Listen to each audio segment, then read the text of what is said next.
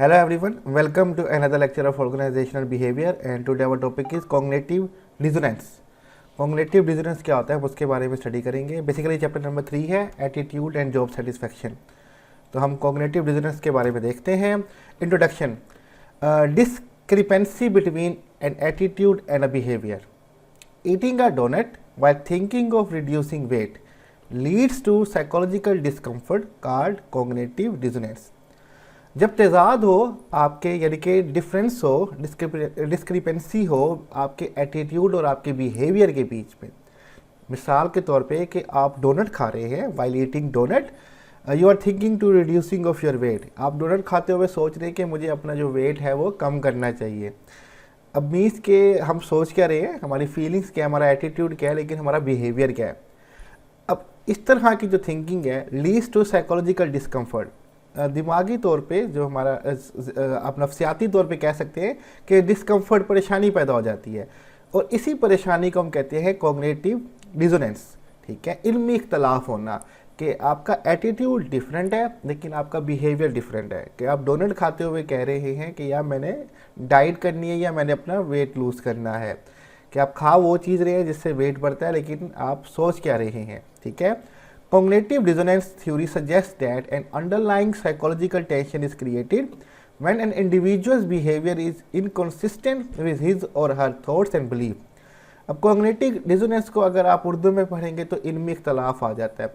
ये basically theory है, नज़रिया है जो सजेस्ट करता है underlying psychological tension is created कि नफ्सियाती परेशानी या दबाव पैदा हो जाता है when individuals behavior, जब किसी शख्स का जो बिहेवियर है, बर्ताव है, वो इनकन्सिस्टेंट हो जाए, वो मैच ना करे उसकी थॉट से, उसकी बिलीफ से.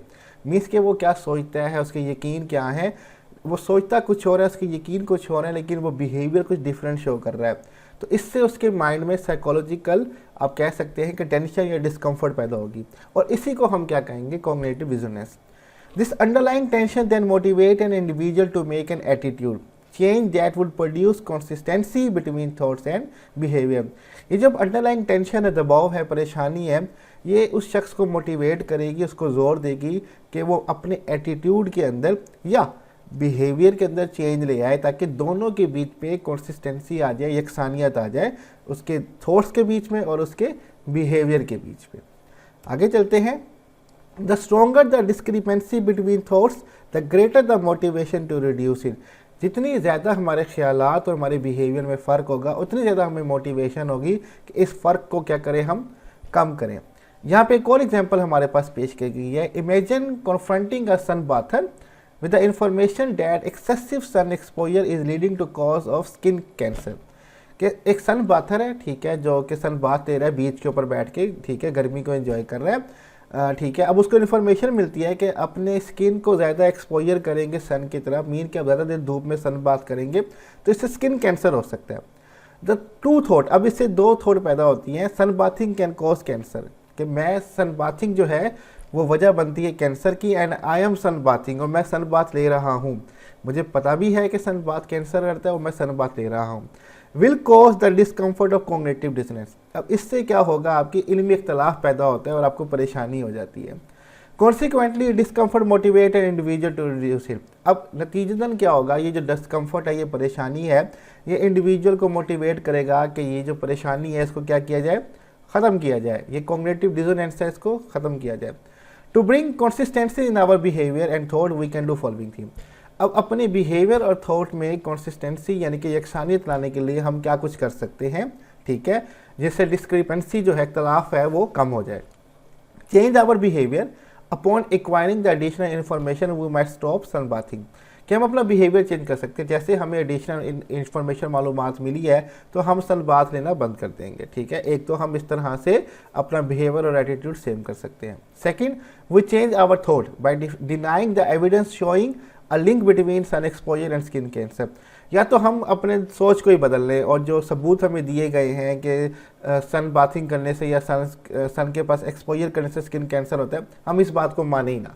ठीक है, तो हम सन बाथ लेंगे और हम इस बात को मानेंगे ही नहीं कि इससे कैंसर होता है. तो हमारी थॉट्स, हमारे बिहेवियर में कंसिस्टेंसी आ जाएगी. ठीक है.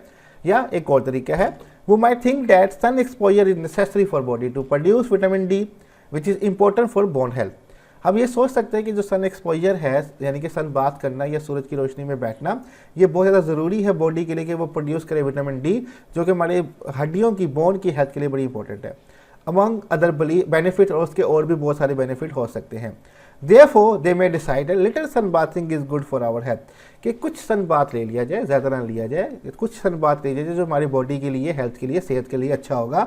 ज़्यादा ना करें ताकि वो हमारी जो कैंसर की बीमारी है वो भी ना हो। तो इससे कुछ सन बात, यानी कि कुछ अपना बिहेवियर सन बात की तरफ ले जाए, कुछ थॉट्स भी हम कर लें कि इतना काफ़ी हो जाएगा। तो इस तरह से जो डिस्क्रिपेंसी है, कॉग्निटिव डिसोनेंस है, ये क्या हो जाएगा, ख़त्म हो जाएगा। यहीं पे आज हमारा जो लेक्चर है वो ख़त्म होता है ऑर्गेनाइजेशनल बिहेवियर का। स्लाइड्स का लिंक मैं डिस्क्रिप्शन में दे दूंगा, वो आपको वहाँ से डाउनलोड कर सकते हैं, और कोई भी क्वेश्चन और टॉपिक से रिलेटेड आप कमेंट में पूछ सकते हैं। अपना ख्याल रखिएगा। अल्लाह हाफिज़।